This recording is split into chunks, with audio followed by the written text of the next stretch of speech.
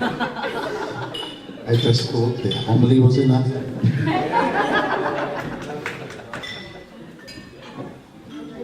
It's been a privilege to have walked this journey right up to this moment.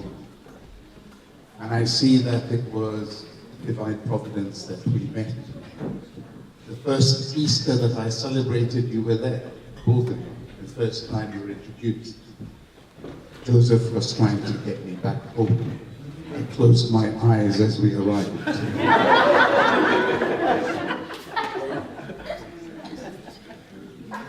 But with all my heart, I've seen God's blessing in you.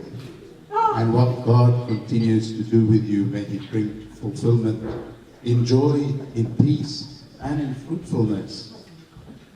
And really, God will make you a blessing for others in the community that you journey with, and you can see how many people love you. And in this love, I ask the Lord to bless all present and bless what we're going to receive, both spirit and physical. The Father, the Son, and the Holy Spirit.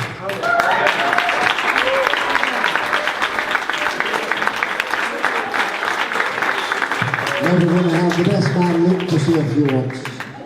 A few words.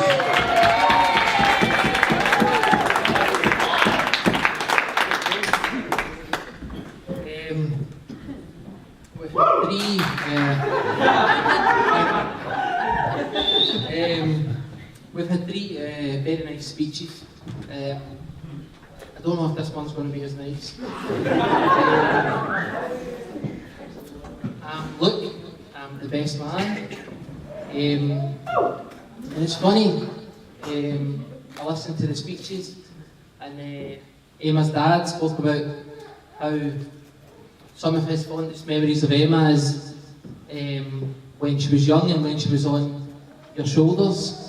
And some of my fondest memories is when Joseph was on my shoulders. It was good. No, very happy to be here.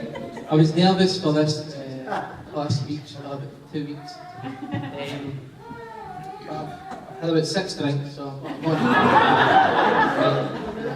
not so worried anymore. No, I'm happy to be here to see you get married with as many people as you wanted, the family and friends. All of your communities are here to see it. It's very good, and I'm especially happy that I feel like this moment is kind of, you've had Joseph for a while, but it's kind of me passing off Joseph completely as a problem.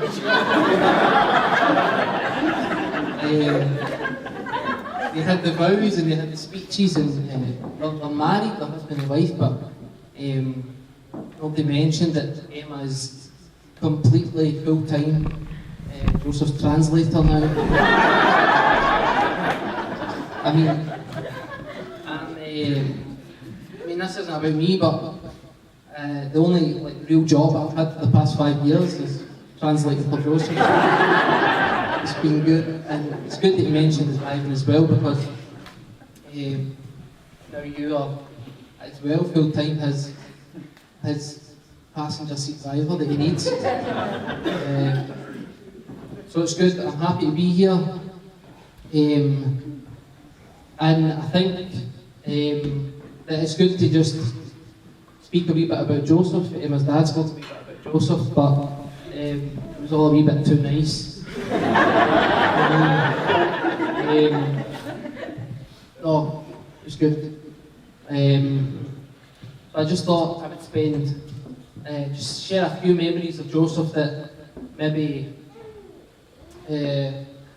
are good for everybody to know, for Emma to know, and really know that maybe it's a bit late, but maybe you won't worry as much, because you probably worry quite a lot.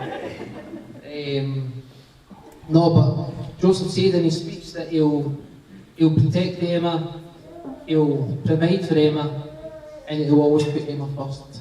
And I think that's very true. and we've got a few memories. I've got a few memories of Joseph that kind of show this. Maybe not in the best way, but that show it. It's also similar to Sean's speech, and a lot of things that I wanted to say I was told that maybe it's best not to say. Most of it, I was told maybe not to say. Joseph said to say it would be funny. But, I was told of other people. No, but Joseph, since he met Emma, when none of us knew Emma, when she hadn't been introduced to us, Joseph had clearly put her first, which was important because throughout it all, Joseph's put Emma first, and I think he will continue to do that. When we first met Emma, when Joseph first met Emma, they were both. Giuseppe said it in his general. He never said it. It's probably good if that's stopped. Giuseppe said it. Hello?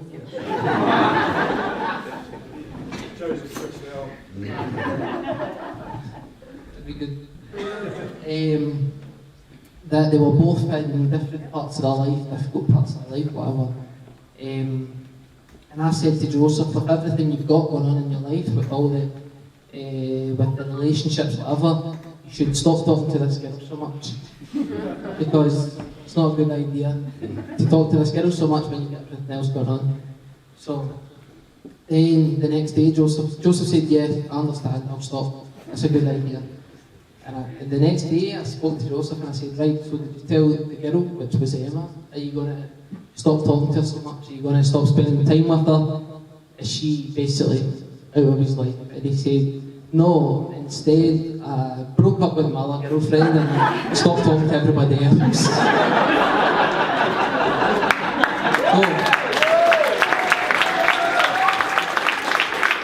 So it's clear that from the first day that Joseph met her, she was first, for sure. There's no doubt about that. Also that Joseph will provide for her. Sean said that Joseph's such a hard worker, which is true. He's got a lot of energy, which Emma has to deal with. And there's a memory I have of Joseph when he was 17. That's about 6 years ago now. 6 years, that's right. Where Joseph was going to speak to the First Minister of Scotland. And he needed an adult to go with him because he wasn't 18 yet. And I'm about 6 months older than Joseph, so I was Joseph's guardian for the day. And Joseph, I'm his guardian, but Joseph picked me up in his car, took me so that he could ask the First Minister some questions, Nicola Sturgeon. And Joseph sat in the room and on a stool surrounded by 35 8-year-olds. He was 17 and he got his turn, and the women came out. The women came out and asked each parent, how many kids do you have inside? And I had to say just one.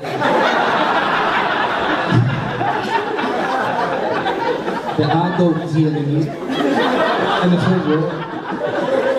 And they said to me, so we'll give you this book and you can take it and you can give it to your child and you take it home. And the child was giving me a lift home, but it's still not. And the point I'm trying to make is Joseph got a chance to ask Nicola Sturgeon a question, and it was on TV for everybody to see. Joseph asked her, when will refugees be able to work? When will refugees be able to work and gain money to provide for the families that come over? And Nicola Sturgeon said, whatever. She said, hopefully soon. It wasn't really a good answer.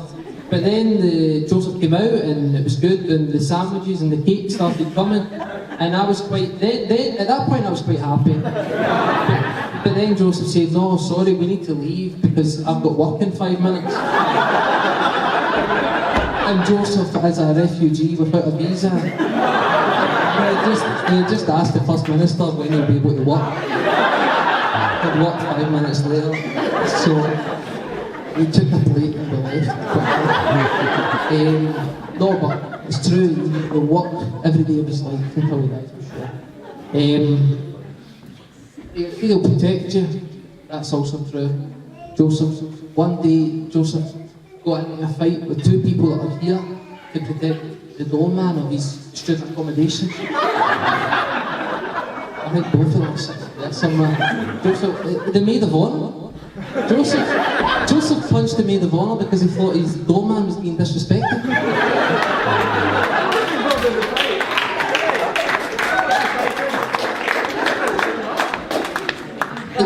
It wasn't aimed at the maid of honour, it was aimed at somebody else, but it landed on the maid of honour.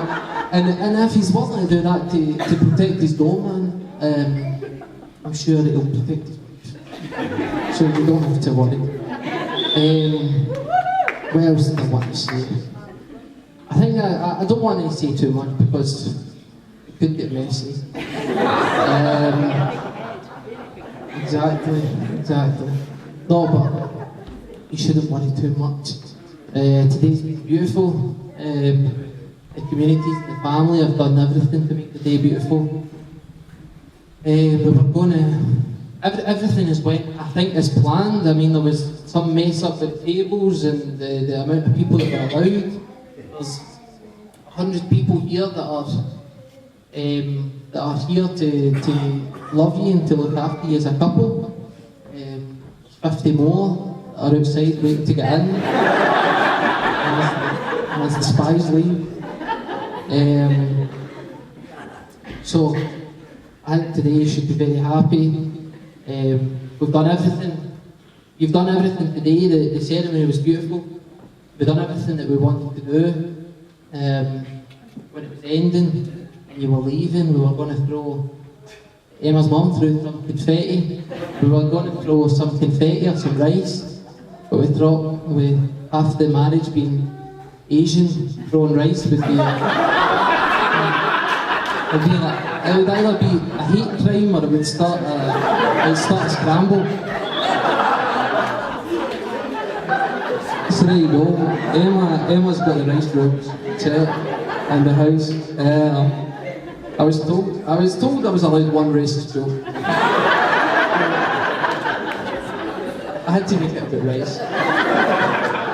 I mean, Joseph's wearing his kilt.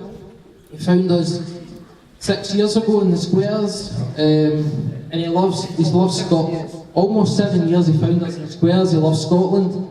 He always spoke about how much he loves Scotland. He drinks whiskey. He wears his kilt and he marries an English woman.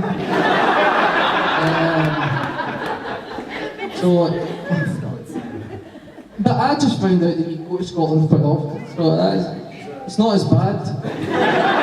But still, you need to wear the kilt more often to make up for it. But I'm very happy to be here. Everybody's happy to be here. I emptied my champagne glass, but everybody can raise a wee glass.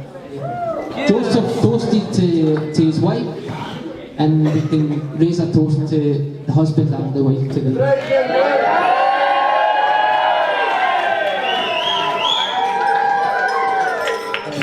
That's all I've got to say.